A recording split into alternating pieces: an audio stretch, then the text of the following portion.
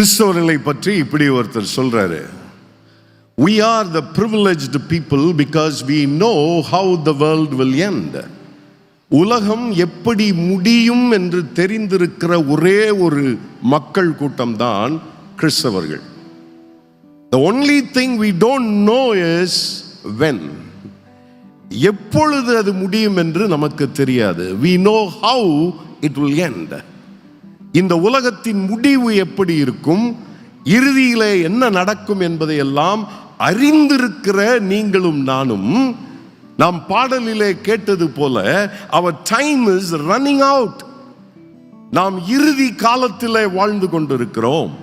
And by the way, வேதாகமத்திலே புதிய ஏற்பாட்டிலே காலங்கள் என்று பேசப்படுகிற பொழுது 2 கிரேக்க வார்த்தைகளை பயன்படுத்துகிறார்கள். ஒன்று குரோனாஸ். குரோனாஸ் என்றால் கடிகார நேரத்தை பயன்படுத்துகிறார்கள். அந்த வார்த்தை குரோனாஸ். இன்னொரு வார்த்தை கைராஸ். கைராஸ் என்றால் காட்ஸ் டைமிங். இறுதி காலத்தை பற்றி பேசுகிற பொழுதெல்லாம் பைபிள்ல குரோனாஸ் என்ற வார்த்தை பயன்படுத்தப்படவில்லை. It is always kairos. ஆண்டவருடைய காலம், ஆண்டவருடைய காலம் நெருங்கி முடிகின்ற தருணத்திலே வாழ்ந்து கொண்டிருக்கிறோம். we are almost in the waiting room. வாசிக்க கேட்ட மத்தேயு 24வது அதிகாரத்தின்படி அதனுடைய ஒவ்வொரு பகுதியாக நிறைவேற்றப்பட்டு கொண்டே வந்து கொண்டிருக்கிறது. there will be persecution, increase of persecution. நடக்குதா? நடந்துகிட்டே இருக்குது. நம்ம தமிழ்நாட்டில் இருக்கிற சுதந்திரம் என்னைக்கு போக போகுதுன்னு தெரியல. ஜஸ்ட் மேட்டர் ஆஃப், என்னையை பொறுத்த வரைக்கும் இன்னும் 10 years. நான் தீர்க்கதரிசியும் அல்ல, தீர்க்கதரிசியின் புத்திரனும் அல்ல, தீர்க்க தரிசனம் சொல்ற நிறுவனத்திலேயே வேலை செய்யல. But I am saying just 10 more years. Himachal பிரதேசத்தில் இன்னைக்கு அவன் வீட்டுக்குள்ள உட்காந்து, சொந்த வீட்டுக்குள்ள உட்காந்து கையை தட்டி பாட்டு பாடினானா அன்பெயிலபிள் அரெஸ்ட் வாரண்ட், நான் பெயிலபிள். இக்கட்டான சூழ்நிலையிலே வேதாகமம் சொல்லி இருக்கிறபடி, முன்குறித்து இருக்கிறபடி persecution is increasing. இரண்டாவது, கள்ள உபதேசங்கள் பெருகும் என்று சொல்லப்பட்டிருக்கிறது. கள்ள உபதேசங்கள் பெருகி இருக்கிறதா? போய் இன்னைக்கு யூடியூபை திறந்து பாருங்க, என்னெல்லாம் பேசப்படுகிறது, என்னெல்லாம் கற்றுக் கொடுக்கப்படுகிறது என்று சொல்லி. இயேசு கிறிஸ்துவை ஏதோ ஏடிஎம் மெஷின் மாதிரி, மிரக்கிள் ஒர்க்கிங் மெஷின் மாதிரியும், பணம் கொடுக்கிற மெஷின் மாதிரியும் மாற்றிக்கொண்டிருக்கிற கள்ள உபதேசங்கள் பெருகி போயிருக்கிறது. கள்ள உபதேசங்கள் பெருகும். மூணாவது மிக முக்கியமான ஒரு அடித்தளத்தை அங்கே சொல்லுகிறார். 14வது வசனத்தில் நம்ம அதை வாசிக்கிறோம் இல்லையா? உலகமெங்கும் உள்ள எல்லா மக்களினத்தாரும் ஏற்றுக்கொள்ளுமாறு விண்ணரசை பற்றிய இந்த நற்செய்தி உலகமெங்கும் அறிவிக்கப்படும். என்னுடைய ஸ்லைட்ஸ் போட்டீங்கன்னா நல்லா இருக்கும். தேங்க்யூ. உலகமெங்கும் அறிவிக்கப்படும், அதன் பின்பு முடிவு வரும். நாம் முடிவை தெரிந்த மக்கள் மாத்திரமல்ல, we are the people who can fasten the end, quicken the end. முடிவை இன்னும் வேகமாக நடத்துவதற்கு நம்மால் முடிகின்ற ஒரு மக்கள். இந்தியாவில் 4634 மக்கள் கூட்டங்கள் இருக்கிறது. இந்த மக்கள் கூட்டங்கள்ல இன்னும் 2000க்கும் மேற்பட்ட மக்கள் கூட்டங்களிலே ஒரு கிறிஸ்தவ சாட்சி கூட இல்லை. There is no Christian witness in almost 2000 people groups. இந்த 2000 மக்கள் கூட்டங்கள்லையும் கிறிஸ்தவ விட்னஸை உருவாக்கிவிட்டால், சீஷர்களை உருவாக்கிவிட்டால், வேதம் சொல்லுகிறது முடிவு வந்துவிடும். அப்ப முடிவை கொண்டு வருவதற்கு, முடிவை ஏற்படுத்துவதற்கு யாருக்கு பொறுப்பு கொடுக்கப்பட்டிருக்கிறது அப்படின்னா, உங்களுக்கும் எனக்கும் அந்த பொறுப்பை ஆண்டவர் கொடுத்திருக்கிறார். எதன் மூலம் அந்த முடிவை கொண்டு வர முடியும்னா, 14வது வசனத்தின்படி இந்த நற்செய்தி வாழ்வையை மாற்றி அமைக்கிற the transformative power, மனிதனுடைய வாழ்க்கையை மாற்றி அமைக்கிற இந்த சுவிசேஷத்தை, இந்த நற்செய்தியை நாம் உலகமெங்கும் பறைசாற்றுகிற பொழுது, அறிவிக்கிற பொழுது உலகத்தின் முடிவு வரும் என்று நாம் வாசிக்கிறோம். ரோமர் 1வது அதிகாரம் 16வது வசனத்தின்படி இது அடுத்த ஸ்லைடில் பார்த்தீங்க அப்படின்னா ரொம்ப அழகா பவுல் அப்போஸ்தலன் சொல்றாரு. என்ன சொல்றாரு அப்படின்னா, நற்செய்தியை முன்னிட்டு வெட்கப்பட மாட்டேன். ஏனெனில் அதுவே கடவுளின் மீட்பளிக்கும் வல்லமையாக இருக்கிறது. நற்செய்தி தேவ பலனாய் இருக்கிறது. Gospel is powerful. அது கடவுளின் மீட்பளிக்கும் வல்லமை. எது? நற்செய்தி. இயேசு கிறிஸ்து இந்த உலகத்திற்கு வந்தார், வாழ்ந்தார், நன்மை செய்கிறவராக சுற்றி திரிந்தார், மரித்தார், உயிர்த்தார், மீண்டும் வருவார். இதை நம்புகிறவர்களுக்கு, இதை விசுவாசிப்பவர்களுக்கு பாவ மன்னிப்பு உண்டு அப்படின்னு கொர்நேலியு வீட்டில் பேதுரு பிரசங்கம் பண்றாரு. பார்த்தீங்களா? அதான் நற்செய்தி, அதான் முழுமையான நற்செய்தி. அந்த நற்செய்திக்கு பேதுரு கொர்நேலியுனுடைய வீட்டில் பேசின அந்த அறிவித்த அந்த நற்செய்திக்கு பவுல் அப்போஸ்தலன் சொல்றாரு, it is having God's power. அது தேவ பலனாய் இருக்கிறது, அது கடவுளுடைய வல்லமையாக இருக்கிறது, மீட்பளிக்கும் வல்லமையாக இருக்கிறது என்று சொல்லி நாம் பார்க்கிறோம். அப்ப ஆண்டவர் இவ்வளவு வல்லமையான நற்செய்தியை நம்மகிட்ட கொடுத்திருக்கிறாரு. இதை நான் இந்த உலகத்திற்கு அறிவிக்க வேண்டும் என்றால், இதை நான் பரப்ப வேண்டும் என்று சொன்னால், இந்த நற்செய்தியினுடைய வல்லமை போதாதா? Isn't that enough? We say that gospel is powerful, right?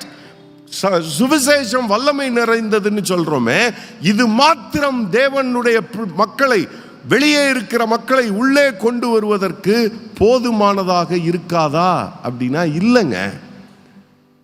இந்த நற்செய்தியை 3 வழிகளிலே நாம் கடத்த வேண்டியதாக இருக்கிறது. Just 3 caveats. Number 1, gospel is powerful, but it needs a vehicle to move from place to place.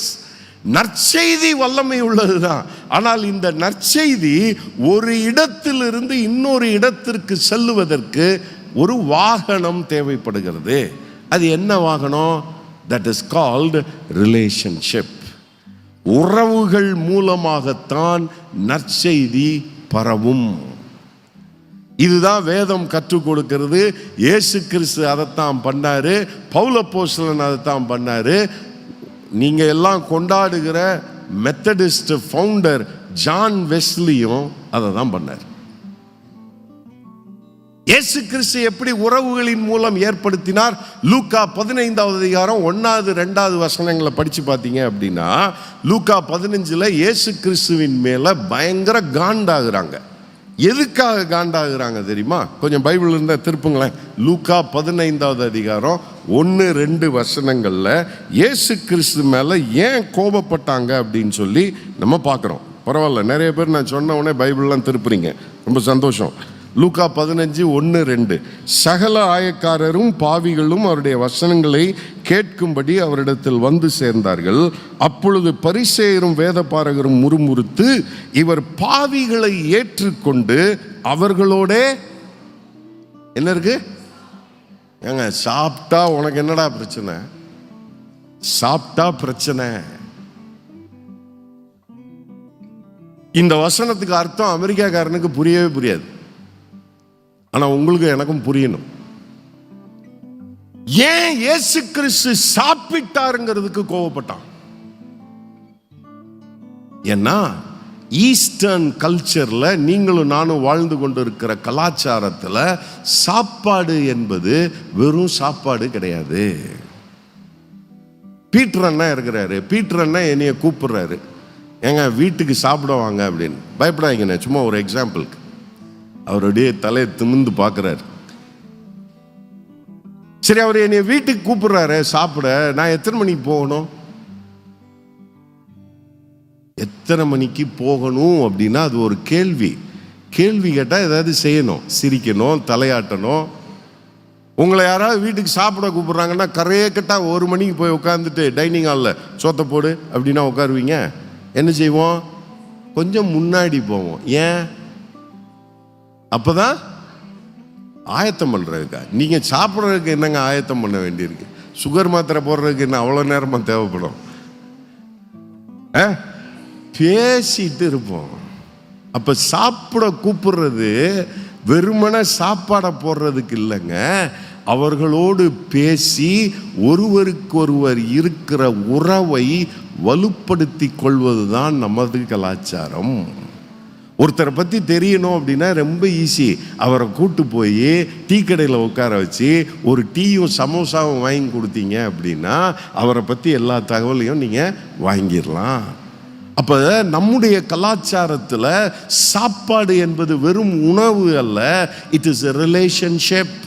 இயேசு கிறிஸ்து இந்த ஒதுக்கப்பட்ட புறக்கணிக்கப்பட்ட மக்களை ஏற்றுக்கொண்டு அவர்களோடு உணவருந்துகிறார் என்றால் அவர்களோடு உறவை ஏற்படுத்துகிறார். அந்த உறவு இவனுக்கு காண்டாச்சு.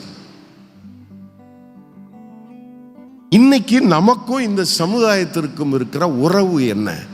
பிரித்தெடுக்கப்பட்டவர்கள் பிரித்தெடுக்கப்பட்டவர்கள் பிரித்தெடுக்கப்பட்டவர்கள்னு ரொம்ப தள்ளி வந்துட்டோம். நமக்கும் அதுக்கும் சம்பந்தமே இல்லாத மாதிரி உட்கார்ந்துட்டு இருக்கோம். நம்ம இன்னும் உலகத்துல தான் இருக்கிறோங்க. நம்மை உலகத்தில் இருந்து ஆண்டவர் எடுத்து விடவில்லை. இந்த உலகத்திலே நீங்கள் இருக்கிறீர்கள். ஆனால் என்ன ஜெபம் பண்றாரு அப்படின்னா, இந்த உலகத்திலே நீங்கள் வாழ்கிற பொழுது பொல்லாங்கன் உங்களை தொட்டு விடாதபடிக்கு உங்களுடைய பாதுகாப்புக்காக நான் ஜெபிக்கிறேன்னு சொல்றாரு. He has prayed us for the insulation, not isolation. நம்மை தனிமைப்படுத்தி அப்படியே போய் எல்லாரும் இருங்கிறதுக்காக அல்ல, இருக்கிற உறவுகளை பயன்படுத்தி எப்படி சுவிசேஷத்தை பரப்புவது. இன்னும் இதை பற்றி அறிந்து கொள்வதற்குன்னா செமினாருக்கு வாங்க சொல்லி கொடுக்குறேன், சரிதானா? ஏன்னா அவங்க அதைத்தான் பேச போறோம். எப்படி உறவுகளின் மூலமாக சுவிசேஷம் பரவ முடியும். There is no other way, there is no other go. Gospel will move from place to place through relationship. உறவுகளின் வாயிலாகத்தான். பவுல அப்போஸ்தலனை அந்தியோகியா சபையிலிருந்து பவுலையும் பர்னபாவையும் ஜெபம் பண்ணி ஊழியத்துக்கு போங்கடா அப்படின்னு அனுப்பி வச்ச பொழுது போய் படிச்சு பாருங்க. அப்போஸ்தலர் 13வது அதிகாரத்தில் எந்த இடத்துக்கு முதல்ல போனாங்க தெரியுமா? சீப்ரு தீவுக்கு தான் போவாங்க. ஏன் சீப்ரு தீவுக்கு போறாங்க? பர்னபாசுடைய சொந்த ஊரு சைப்ரஸ். ஊழியத்தை ஆரம்பிக்கிற பொழுது கூட தனக்கு தெரிந்த உறவு ஏற்கனவே இருக்கிற இடத்திலிருந்து ஊழியத்தை துவங்குகிறார். இயேசு கிறிஸ்து உறவுகளின் வாழியத்தான் ஊழியம் செய்தார். பவுல அப்போஸ்தலனும் அதைத்தான் பின்பற்றினார். நாம் எல்லோரும் கொண்டாடுகிற மெத்தடிஸ்ட் திருச்சபை ஃபவுண்டர் ஜான் வெஸ்லி. அடுத்த ஸ்லைட்ல it's amazing how the growth of the Methodist Church. 1729வது ஆண்டு 4 மெம்பர்ஸோட ஆரம்பிச்சது. They were called as Holy Club at Oxford. 4 members. ஆனால் 1800வது ஆண்டு 1,00,000 விசுவாசிகள் இருந்தார்கள். 1800ல 1,00,000. கிட்டத்தட்ட 71 வருஷத்துல இவ்வளவு பெரிய வளர்ச்சி. ஆனுவல் growth ரேட் போட்டு பார்த்தீங்க அப்படின்னா ஒரு வருடத்திற்கு 15.3% வளர்ச்சியை மெத்தடிஸ்ட் திருச்சபை பெற்றது. அதை இன்னும் பிரேக் டவுன் பண்ணி பார்த்தீங்க அப்படின்னா இட்ஸ் அமேசிங். 1729 இருந்து 1750 வரைக்கும் முதல் 21 ஆண்டுகள் 4ல இருந்து 2200 மெம்பர்ஸா மாறினாங்க. ரெண்டாவது 1750 இருந்து 1780 30 ஆண்டுகள், இதுதான் பயங்கர வளர்ச்சி. 2200 இருந்து 40,000 பேராக கூடினார்கள். அடுத்த கடைசி 20 வருஷம் 1780 இருந்து 1800 வரைக்கும் 40,000 இருந்து 1,00,000 வளர்ந்தது. இதை ஒரு கிராஃபா போட்டீங்கன்னா அது பாருங்க, அடுத்த ஸ்லைட்ல எவ்வளோ பெரிய ஒரு ஸ்ட்ரெயிட் லைனா மேல வளருகிறது. இதுக்கு என்னையா காரணம்? பரிசுத்த ஆவியானவர் செயல்பட்டார், எல்லாம் உண்மைதான். ஆனா எல்லாத்துக்கும் மேல என்ன காரணம்னா கிளாஸ் மீட்டிங்னு நடத்தினாங்க. அதுக்கு பேரே என்ன வச்சாங்க அப்படின்னா ஜெர்ம் செல் ஆஃப் மெத்தடிசம். கிட்டத்தட்ட தொற்று நோயை ஏற்படுத்துகிற ஒரு கிருமி மாதிரி இந்த மெத்தடிஸ்ட் ஆரம்பிச்ச கிளாஸ் மீட்டிங்ஸ். ஏன்னா 10ல இருந்து 12 பேர் தான் அங்கே கூடி வந்தார்கள். Weekly gatherings. அங்க உண்மையான ஐக்கியம் இருந்தது. That's what Wesley called it as Christian fellowship. அந்த இடத்துல ஒருவருடைய பாரத்தை ஒருவர் சுமந்து ஒருவருக்கான கரிசனையை காண்பித்து providing mutual support, இது எல்லாம் அங்க உள்ள நடந்ததுனால இந்த சபையினுடைய வளர்ச்சியை நீங்க இப்படி ஒரு கிராஃப்ல போடலாம். அதுக்கப்புறம் வீழ்ச்சி பயங்கரமா இருந்தது, அதையும் படிக்கணும். மெத்தடிஸ்ட் சர்ச் வீழ்ந்து போனதுக்கு என்ன காரணம் அப்படின்னா, என்னைக்கு இந்த கிளாஸ் மீட்டிங்ஸுக்கு முக்கியத்துவம் கொடுக்கலையோ அன்றைக்கு கீழே விழ ஆரம்பித்தது. அப்ப சுவிசேஷத்தை அறிவிக்க வேண்டும், சுவிசேஷத்தை பரப்ப வேண்டும் என்று சொன்னால் the only vehicle we need to transport is relationship. உறவுகளின் வழியாகத்தான் சுவிசேஷம் பரவும். இரண்டாவது, சுவிசேஷம் வேகமாக பரவுவதற்கு நமக்கு என்ன வேணும் அப்படின்னா, we need an authentic community. சுவிசேஷத்தினுடைய ஆற்றலை, சுவிசேஷத்தின் வல்லமையை இந்த உலகத்திற்கு வெளிப்படுத்துகிற ஒரு authentic life giving community இருக்கணுங்க. அதுதான் சர்ச்சு. இந்த சபை சுவிசேஷத்தினுடைய வல்லமையை இந்த உலகத்திற்கு வார்த்தையில சொல்லுகிறதாக மாத்திரமல்ல, வாழ்க்கையிலே வெளிப்படுத்துகிறவர்களாக இருக்க வேண்டும். கவனிங்க, what we need as a Christianity should be a visible Christianity. ஆனா இன்னைக்கு today's Christianity is more audible than visible. சத்தம் தான் இருக்கு, சரக்கு ஒன்றும் இல்லை. குவேன் கத்திரம் கடந்து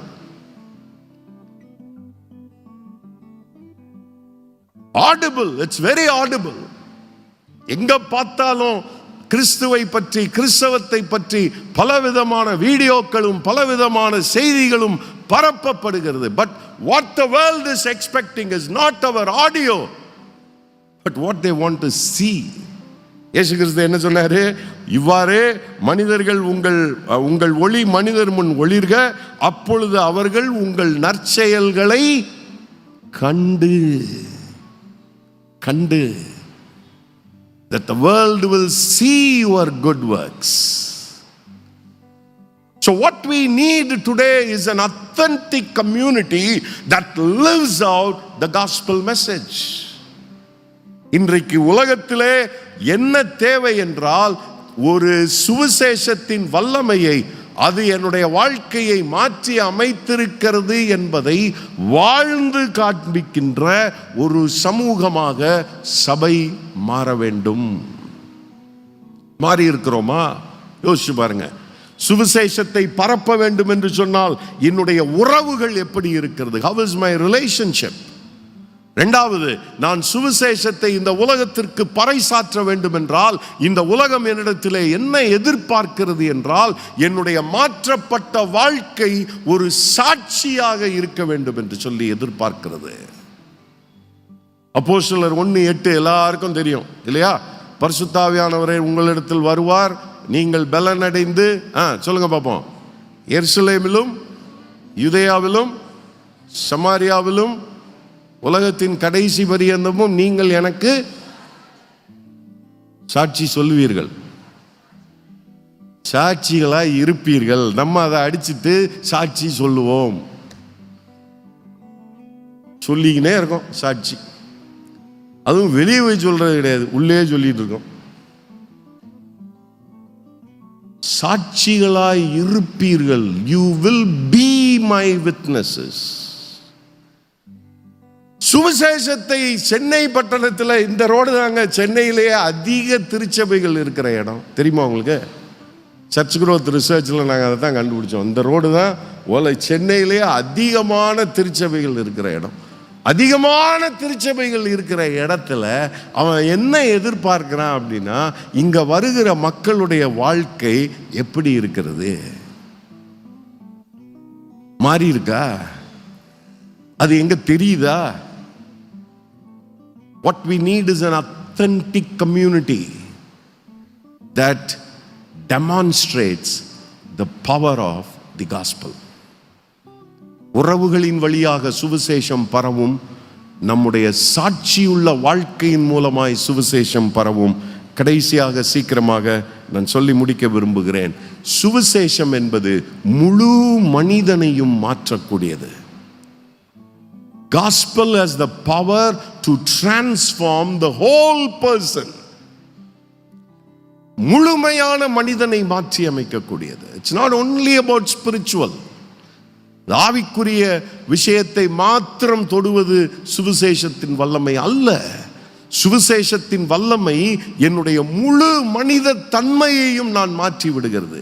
என்னுடைய வார்த்தைகள் மாறுகிறது, என்னுடைய சிந்திக்கும் ஆற்றல் மாறுகிறது, நான் குடும்பம் நடத்துகிற முறை மாற்றுகிறது. கிறிஸ்தவனா இருந்துட்டு நான் போய் ஊர் பூரா கடனை வாங்கி வச்சுக்கிட்டு இருந்தேன் அப்படின்னா நான் கிறிஸ்தவன் கிடையாதுங்க. ஏன்னா how I handle my finances, அதையும் இந்த சுவிசேஷத்தினுடைய வல்லமை மாற்ற வேண்டும். எல்லா பகுதியையும் அது மாற்ற வேண்டும். என்னுடைய குடும்பம் தனிநபர் சார்ந்தது, என்னுடைய வேலையிடம், என்னுடைய எக்கனாமிக்ஸ், என்னுடைய பிசிக்கல், எல்லாத்தையும் அது மாற்ற வேண்டும்.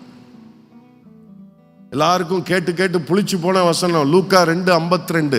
எல்லா பிறந்த நாள் வீட்டிலேயும் கேட்டிருப்பீங்க. இயேசுவானவர் ஞானத்திலும் இன்டலெக்சுவல் growth இருக்கணும்.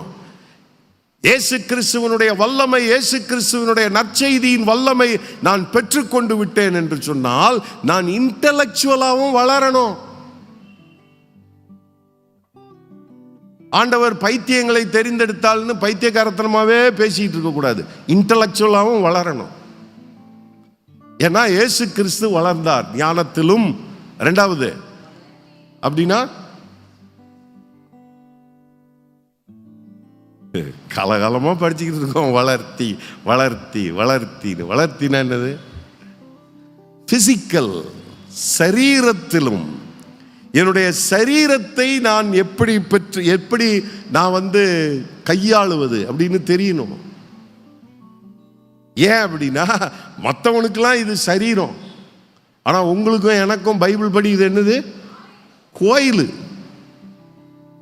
எல்லாரும் கோயிலுக்கு போவாங்க. In all the other religion people go to temple, but we carry this temple and come to the temple. நீங்களும் நானும் தான் இந்த கோயிலை சுமந்து கொண்டு கோயிலுக்குள் வருகிறோம். ஸோ பிசிக்கலாகவும் இயேசு கிறிஸ்து வளர்ந்தாரு, அறிவுபூர்வமாக வளர்ந்தார், பிசிக்கலா வளர்ந்தாரு. மூணாவது தேவ கிருபை, அதான் ஸ்பிரிச்சுவல். ஆவிக்குரிய ரீதியாக நான் வளர வேண்டும். கடைசியில் சோஷியல், சமுதாயத்திலையும் நான் வளரணும். இந்த 4 வளர்ச்சியும் எனக்கு ஏற்படுகிற பொழுது, இந்த 4 வளர்ச்சியிலையும் சுவிசேஷத்தினுடைய தாக்கம் என்னுடைய வாழ்க்கையை நிறைக்கிற பொழுது I start to demonstrate the power of the gospel. சுவிசேஷத்தின் வல்லமையை நான் இந்த உலகத்திற்கு என்னுடைய வாழ்க்கையின் மூலமாக நான் காட்ட ஆரம்பிக்கிறேன். மெத்தடிஸ்டை பற்றி வாசிச்சுட்டு இருந்தப்போ ஒரு இன்ட்ரெஸ்டிங் ஃபேக்ட் ஒன்று வந்தது. அதாவது அடுத்த ஸ்லைடில் பார்த்தீங்கன்னா 1746 ஜான் வெஸ்லி ஒரு புக் எழுதினாராம். என்ன புக்கு தெரியுமா? பிரிமிட்டிவ் பிசிக் அப்படின்னு ஒரு புக் எழுதினாராம். அது என்னது அப்படின்னா, தொண்டை வலி வந்தால் வீட்டு வைத்தியம் என்ன செய்யணும்? All the inexpensive compilation of home remedies. நம்ம ஊரில் பாட்டி வைத்தியம்னு சொல்லுவாங்க தெரியுமா? அந்த பாட்டி வைத்தியத்தை பூரா சேர்த்து ஒரு புக் எழுதினாராம். யாரு? John Wesley. அவருக்கு தேவையில்லாத வேலை அப்படின்னு நினச்சிங்கன்னா அவர் ஒழுங்காக புரிஞ்சு வச்சுருந்தாரு. சுவிசேஷம் என்பது என்னுடைய சரீரத்தையும் அது டிரான்ஸ்ஃபார்ம் பண்ணணும். எல்லா பகுதிகளையும் நான் அட்ரஸ் பண்ண ஆரம்பித்தாதான் I am presenting the whole gospel to the whole person. Class லீடர்ஸ்க்கு ஸ்ட்ரிக்ட் இன்ஸ்ட்ரக்ஷன் கொடுத்தாரு. போய் அவங்களுக்கு தேவையான, ஏழைகளுக்கு தேவையான உதவிகளை நீங்கள் செய்ய வேண்டும். and he ate with them. உட்கார்ந்து சாப்பிட்டாராம்.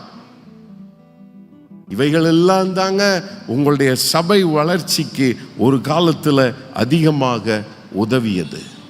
அப்ப சுவிசேஷத்தை பரப்ப வேண்டும்னு அருட்பணி ஞாயிறு அனுசரிக்கிற இந்த நாளில் இந்த 3 கருத்தை பரிசுத்தாவியானவர் உங்கள் மனதிலே ஆழமாக பதிக்க விரும்புகிறார். சுவிசேஷம் பவர்ஃபுல், ஆனால் it needs a vehicle to move from place to place, and that is relationship. உறவுகள் இல்லாமல் நற்செய்தி பரவாது. இரண்டாவது, சுவிசேஷம் வல்லமையுள்ளது, ஆனால் இந்த சுவிசேஷத்தை சாட்சியாக வாழ்ந்து காண்பிக்கின்ற ஒரு அத்தன்டிக் கம்யூனிட்டி தேவை. அதுதான் சபை. மூன்றாவது, சுவிசேஷம் ஆவிக்குரிய வாழ்க்கையை மாத்திரமல்ல, முழு மனிதனையும் மாற்றி அமைக்கக்கூடியதாக இருக்க வேண்டும். சுவிசேஷ குழுவினருக்கும் மெத்தடிஸ்ட் தமிழ் வெப்பேரி சர்ச்சுக்கும் ஒரே ஒரு சவாலோடு நான் முடிக்க விரும்புகிறேன். நான் நினைக்கிறேன் பரிசுத்த ஆவியானவர் கரெக்டாக கொண்டு வந்திருக்கிறார். ஏன்னா ஐயா வந்து உட்கார்ந்த உடனே, ஐயா ஊழியம் செய்கிறதுக்கு ஏதாவது ஒரு ஏரியா இருந்தால் சொல்லுங்க அப்படின்னு கேட்டார். பரிசுத்த ஆவியானவர் ரொம்ப தெளிவாக ஒரு சேலஞ்சை நான் உங்களுக்கு விட்டுட்டு நான் போக போகிறேன். பர்டிகுலர்லி இதுவரைக்கும் கவனிக்காதவங்க தயவுசெய்து இன்னும் நெக்ஸ்ட் 3 minutes கவனிச்சிங்க போதும். இது வரைக்கும் கவனிக்கலனாலும் பிரச்சனை இல்லை. The biggest challenge I want to give to you is, இந்த சர்ச்சுக்கு என்ன அப்படின்னா, சமீப நாட்களாக ரோட்டில் நீங்கள் இது வந்து நான் பயங்கரமாக ஒரு 3 மாதம் ஆராய்ச்சி பண்ணி இது பயங்கர ஜபத்தோடு நான் இதை சொல்கிறேன். சரிதானா? உங்கள் சர்ச்சுக்கு சொல்கிறேன். ரெண்டாவது சென்னையில் 2வது இடத்துல சொல்கிறேன். ஸோ அதனால் ஆப்பர்ச்சுனிட்டிஸ் ஃபார் யூ. ரோட்டில் இப்போ சமீப நாட்களாக நீங்கள் அடிக்கடி பார்த்துருப்பீங்க, ஆரஞ்சு கலர் சட்டை போட்டுட்டு பர்ருன்னு பறப்பாங்க. யாரு? ஆரஞ்சு கலர் சட்டை போட்டுட்டு பின்னாடி ஒரு பெட்டி வச்சுட்டு ஸ்விக்கி, ஜொமேட்டோ, பிளிங்கிட் இந்த மாதிரி ஒர்க் பண்ணுற இவங்களுக்கெல்லாம் என்ன பேர் தெரியுமா? ஊபர், ஓலா, இவங்களுக்கெல்லாம் என்ன பேர் அப்படின்னா கிக் ஒர்க்கர்ஸ்னு பேர். GIG workers. போய் உட்காந்து ஸ்டடி பண்ணுங்க. கிக் எக்கானமின்னு தனியாக ஒன்று டெவலப் ஆகிட்டே வருது, கிக் ஒர்க்கர்ஸ். இந்தியாவில் இவங்க எத்தனை பேர் இருக்காங்க தெரியுமா? கிட்டத்தட்ட 80 லட்சம் பேர் இருக்கிறாங்க இன்னைக்கு கணக்கெடுப்பு படி, 8 மில்லியன். தமிழ்நாட்டில் 8 லட்சம் பேர். சென்னையில் அதில் 60% கிட்டத்தட்ட 4.8 lakhs, 4.8 லட்சம் பேர் இந்த கிக் ஒர்க்கர்ஸாக ரோட்டில் அங்கேயும் இங்கேயும் போய்கிட்டு இருக்கிறாங்க. இவர்களுக்கு இழைக்கப்படுகிற அநீதிகள், கொடுமைகளை உட்கார்ந்து படிச்சு பார்த்தீங்க அப்படின்னா பரிதாபமாக இருக்கு.